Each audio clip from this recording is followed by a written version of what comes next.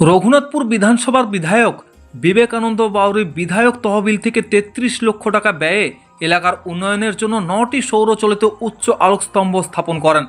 এই প্রকল্পের আওতায় সাঁতুড়ি ব্লকের বালিতোড়া, নিতুড়িয়া ব্লকের হরিডি এবং রায়বাঁধ অঞ্চলের নাড়াগড়িয়া গ্রামে আলো বসানো হয়েছে। সম্প্রতি বিধায়ক নিজেই এই প্রকল্পের উদ্বোধন করেন। স্থানীয় বাসিন্দারা জানান, এই আলো বসানোর ফলে রাতের অন্ধকার দূর হবে এবং চলাচল অনেক সহজ ও নিরাপদ হবে।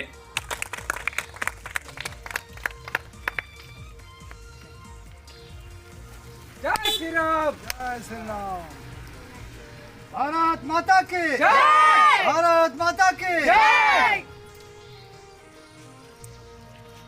जय माता। जय श्री राम।